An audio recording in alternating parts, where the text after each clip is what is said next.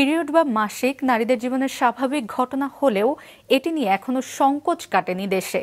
এখনো দেশের ৮০% নারী স্যানিটারি ন্যাপকিনের বদলে পুরনো কাপড়ের মতো অনিরাপদ পণ্য ব্যবহার করে থাকে। বিষয়টি নিয়ে সচেতনতা তৈরিতে সারা বিশ্বের মতো বাংলাদেশেও পালিত হয় মাসিক স্বাস্থ্য সচেতনতা দিবস, যার মূল প্রতিপাদ্য মাসিক বান্ধব বিশ্বগড়ি একসাথে। রাসেল সোবহানের ছবিতে নুরুন নাহার উইলির রিপোর্ট।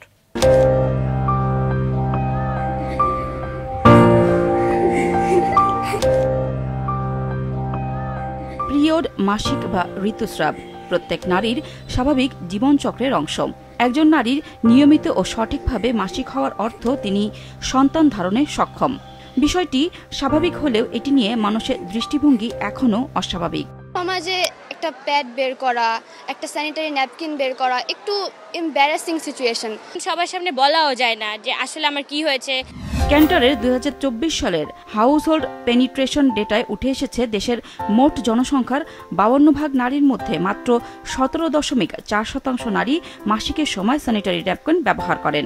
এখনো পর্যন্ত আমাদের দেশে আমরা কন্যা সন্তান হলে খুশি হই না, তাহলে তার পেছনে, তার স্বাস্থ্যের পেছনে কে ইনভেস্ট করবে?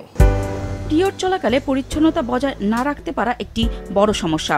শহরে যারা কাজ করেন বা দীর্ঘ সময় বাইরে থাকেন তাদের জন্য পিরিয়ডের সময় দীর্ঘক্ষণ প্যাড পরিবর্তন না করতে পারা এবং টাকা সাশ্রয় করতে গিয়ে কম দামি প্যাড ব্যবহার প্রতিনিয়তই বাড়াচ্ছে স্বাস্থ্যগত সমস্যা।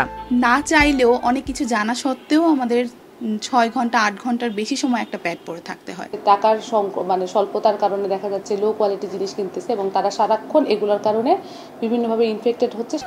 বিশেষজ্ঞ চিকিৎসকরা বলছেন শুধুমাত্র সচেতনতার অভাবে এবং রাসায়নিক সুগন্ধিযুক্ত প্যাড, তুলা বা পুরনো কাপড় ব্যবহার ও দীর্ঘ সময় একই প্যাড ব্যবহারের কারণে দেশের ৯৭% নারী তাদের জীবদ্দশায় কোনো না কোনো সার্ভিক্যাল ইনফেকশনে আক্রান্ত হচ্ছেন। মাসিক চলাকালীন সময় তো রক্ত আসে, তো রক্তের পিএইচ আমরা জানি অ্যালকালাইন, কাজে ওই সময় কিন্তু এমনিই প্রজনন তন্ত্র একটু ভালনারেবল থাকে। আর তারপরে যদি সেরকম সেন্টেড বা কেমিক্যালস ইউজ করে তাহলে তার উপকারী যে ব্যাকটেরিয়া সেগুলো ধ্বংস হয়ে যাচ্ছে, পিএইচটা বেড়ে যাচ্ছে এবং তার ফলে অন্যান্য যে সংক্রামক ব্যাকটেরিয়া সেগুলো কিন্তু গ্রো করতে শুরু করবে।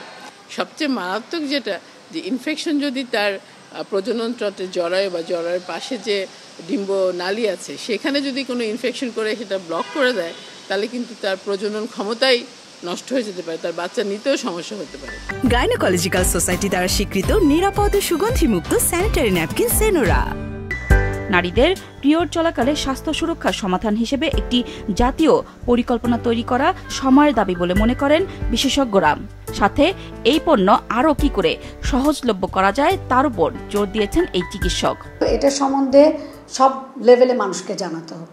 আমি বলবো না এলিট গ্রুপ ওনারা জানেন এবং যাদের ইন্টারনেট অ্যাক্সেস আছে তারাও কিন্তু ইন্টারনেটে জেনে নিতে পারবে। আমাদের যারা লিটারেট তাদের চেয়ে বেশি যারা অর্ধ লিটারেট এবং ইলিটারেট তাদেরকে বেশি করে আমাদের জানাতে হবে। টাকা দিয়ে সুগন্ধিযুক্ত স্যানিটারি ন্যাপকিন কিনছেন নাকি ইনফেকশন? সেনোরা গত ৩০ বছর ধরে নারীদের জন্য শতভাগ স্টেরিলাইজড, রাসায়নিক ও সুগন্ধিমুক্ত এবং বিভিন্ন মূল্য স্তরে স্যানিটারি ন্যাপকিন সরবরাহ করে আসছে, যা সকল শ্রেণীর নারীর জন্য নিরাপদ ও সহজলভ্য।